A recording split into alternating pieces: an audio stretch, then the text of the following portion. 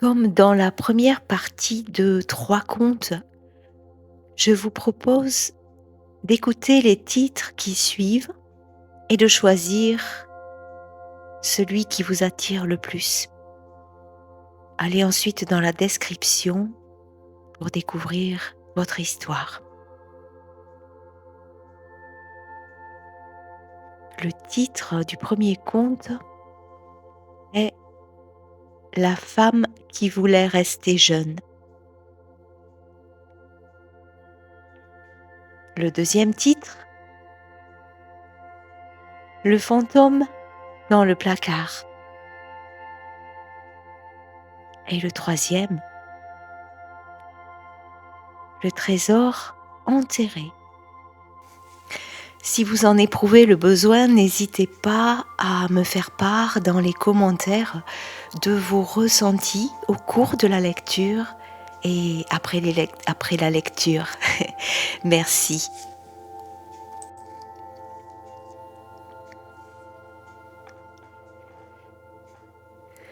Voici l'histoire d'une très très belle femme, tellement belle que n'importe qui croisant son chemin ne pouvait que la suivre du regard, par admiration, envie, convoitise ou même jalousie. Alors qu'elle n'était qu'un bébé, elle faisait déjà la fierté de ses parents. Ses beaux cheveux soyeux et la beauté de son regard provoquaient les exclamations et les félicitations des personnes qui se penchaient sur son berceau. Elle avait appris très tôt le pouvoir de la séduction. En effet, un seul sourire de sa part et ses parents oubliaient ces petites bêtises d'enfant. Elle devint une jeune fille à la chevelure magnifique, au regard magnétique et aux formes harmonieuses et rondes qui attiraient à elle le regard de tous les hommes et les foudres de leurs femmes et compagnes. Elle savait combien elle était belle et c'était un jeu exquis que d'attirer à elle tous les regards. Elle ne vivait que pour cela, admirant sa silhouette parfaite dans les vitrines des magasins, s'émerveillant devant le reflet de son beau visage dans tous les miroirs, veillant à mettre en valeur ses lèvres pulpeuses que tout le monde rêvait d'embrasser secrètement. Le temps passa et la belle eut des milliers d'amants et d'amoureux transis qui craignaient de la perdre au détour d'une rue pour d'autres bras plus prometteurs. Être l'homme d'une si belle femme était un défi quotidien et un risque sans nom. Un matin, alors que les premiers rayons du soleil filtrés par les volets entr'ouverts venaient caresser sa peau cuivrée, elle fut réveillée par un bruit étrange provenant de la salle de bain. Tel un félin aux pattes de velours, elle se glissa doucement hors de son lit, en veillant à ne pas réveiller son amant profondément endormi. Elle ne trouva rien dans la salle de bain, si ce n'est une fenêtre entr'ouverte que le vent matinal faisait taper. Elle la referma en silence et à ce moment-là, son regard se posa sur le grand miroir qui lui renvoyait l'image de sa nudité. Elle se rendit compte, avec beaucoup de surprise, que sa taille habituellement si fine était moins marquée et que quelques rondeurs qu'elle jugea disgracieuses s'étaient installées sur ses hanches. « Mon Dieu !» se dit-elle, « comment est-ce possible ?» Elle approcha son visage du miroir et remarqua avec horreur que le bel ovale de son visage était moins bien dessiné. Quelques sillons s'étaient formés sur son front et autour de ses yeux. Non, ce n'est pas possible, se dit-elle. C'est la fatigue. Mes traits sont tirés, mais avec du repos, ça ira mieux. Elle attendit quelques jours, s'observa inlassablement dans le miroir, dans l'attente de la disparition de ce qui pour elle ne pouvait être nommé. Mais rien ne changea, et la sensation étrange que quelque chose d'irréparable était en train de naître dans son joli corps éphémère lui valut bien des nuits blanches qui creusèrent davantage les traits de son visage. Sur les conseils d'une connaissance qui ne lui voulait que du bien, elle décida un jour de se rendre chez une vieille femme qui connaissait les pouvoirs magiques des plantes. Peut-être pourrait-elle l'aider à retrouver la fraîcheur de sa silhouette et de son visage. La vieille femme lui donna un flacon opaque, au bouchon qui ressemblait étrangement à un serpent, en lui disant de l'ouvrir le jour du solstice d'hiver. L'attente fut très longue pour notre héroïne, qui guettait chaque jour les nouvelles transformations de son visage et de son corps. Le moment arriva enfin d'ouvrir le flacon. Remplie d'espoir sur l'efficacité du produit miracle qui lui redonnerait sa fraîcheur, elle ôta le bouchon. À sa plus grande déception, il ne contenait aucun produit. Très en colère contre la vieille femme qui lui avait pris beaucoup d'argent pour si peu, elle jeta rageusement le flacon qui se brisa contre le mur et retomba au sol en milliers de morceaux fragmentés. Et au milieu d'eux, un petit papier soigneusement roulé apparut. Elle s'en empara fébrilement, le déroula et découvrit le message qui lui était adressé.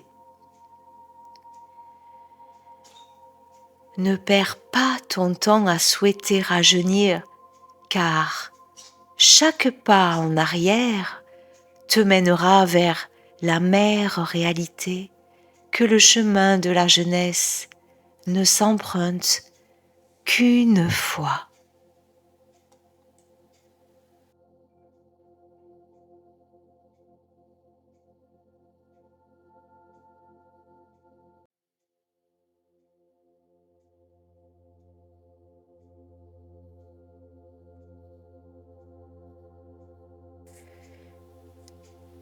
C'est l'histoire d'un petit garçon qui avait toujours peur d'aller se coucher et de rester dans le noir, car il savait que dans son placard se trouvait un fantôme.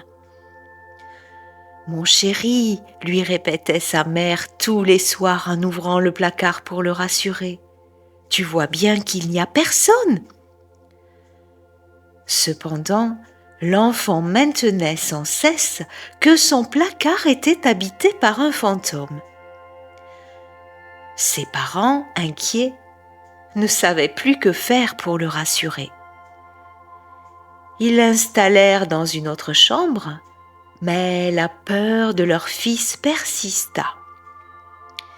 Ils enlevèrent tous les placards des chambres, mais l'enfant continua à affirmer qu'un fantôme s'y trouvait. Ils consultèrent plusieurs fois le médecin de famille et celui-ci les rassura sur l'état de leur fils qui était en parfaite santé. Comme les mois passaient sans aucune amélioration, ils décidèrent de déménager. Après tout, peut-être que leur maison était vraiment hantée. Ils s'installèrent dans un beau corps de ferme à côté d'un autre couple qui avait un fils du même âge que le leur. Les deux enfants se lièrent d'une forte amitié et, à la grande joie de ses parents, la peur du petit garçon disparut. Les années s'écoulèrent paisiblement et l'enfant devint un adolescent charmant et brillant à l'école. Ses parents finirent par oublier leur inquiétude, jusqu'au jour où les peurs du jeune homme reprirent plus que jamais. Une nuit, alors que tout le monde dormait paisiblement, il se mit à hurler en disant qu'il y avait un fantôme dans son placard. Ses parents, désespérés et profondément inquiets, demandèrent une consultation avec l'un des psychiatres les plus renommés de la région. Après de nombreuses séances où il étudia consciencieusement la psyché du jeune homme, le médecin annonça à ses parents qu'il était en parfaite santé mentale, ce qui ne les rassura qu'à moitié, car comment aider leur fils qui ne souffrait d'aucune pathologie?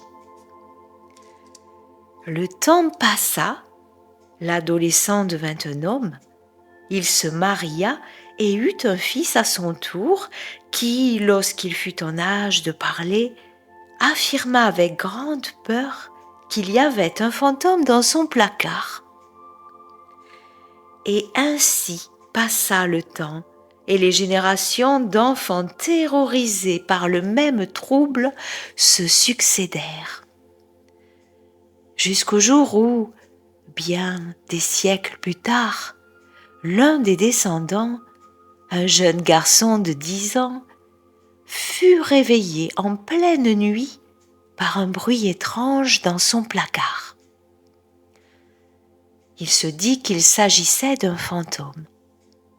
Alors, il se leva doucement pour ne pas l'effrayer et alla coller son oreille contre la porte du placard. Peut-être que ce fantôme avait quelque chose à lui dire. Il resta ainsi toute la nuit à écouter l'histoire du fantôme qui était heureux de trouver enfin une oreille bienveillante dans cette génération de sourds. L'aube pointait déjà lorsque l'enfant retourna se coucher. Il s'endormit paisiblement, le sourire aux lèvres.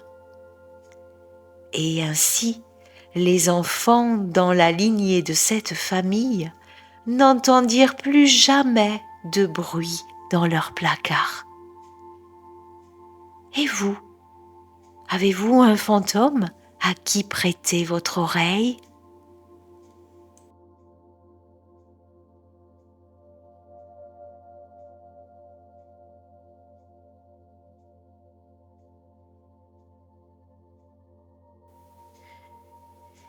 Il y a très longtemps, sur un bateau qui transportait des pirates, se trouvait un trésor qu'un des bandits avait dérobé à un vieillard lors du pillage d'un village côtier. Lorsqu'il avait fait sauter les verrous du coffre qui contenait la merveille, le pirate s'était dit qu'il ne pouvait pas garder le trésor pour lui seul et qu'il ne pouvait pas le partager avec les autres non plus. Alors il décida de le cacher. Il l'enterra près d'un arbre, dans un endroit tellement isolé qu'il savait que personne ne le trouverait. Les années, les décennies, les siècles passèrent et le trésor demeura sous terre, ignoré de tous. Les époques se succédèrent, des multitudes de personnes vinrent se reposer à l'ombre de l'arbre, des milliers de maisons furent construites, démolies, reconstruites et habitées par des centaines de familles autour de l'arbre. Mais personne ne trouva le trésor. Comment était-il possible de passer à côté de quelque chose d'aussi précieux sans le voir, sans se douter un seul instant de sa présence? Je peux vous dire que si quelqu'un trouvait le coffre et qu'il l'ouvrait, sa vie serait à jamais transformée. Et le temps passa encore et encore. Il y eut plusieurs guerres sur ce territoire.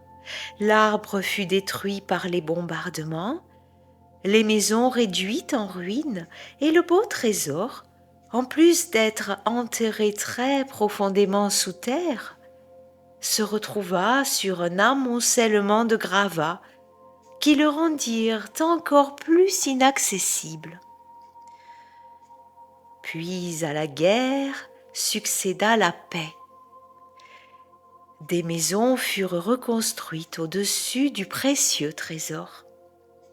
On planta même un arbre à l'emplacement du premier, et ceux qui creusèrent la terre pour y déposer l'arbre ne le trouvèrent pas. Puis il y eut une route, plus tard une autoroute, et on rasa à nouveau les maisons pour construire un aéroport cette fois. Et dessous, tout dessous, à portée de tous, le trésor était là et personne ne se doutait de sa présence. Puis des siècles plus tard, à une époque où vous et moi avions disparu de cette terre, la civilisation s'éteignit et fit place à une autre, puis à une autre et encore à une autre. Et le trésor était toujours là. Quel dommage! Personne n'avait eu l'idée de creuser, d'aller chercher dans les profondeurs ce qui aurait pu transformer positivement leur vie. Cette histoire n'est pas pessimiste, non, au contraire, car aujourd'hui, nous avons commencé à ressentir la présence de ce trésor. C'est déjà bien. Où est-il? Si vous avez choisi d'écouter cette histoire, c'est qu'il est très très près de vous.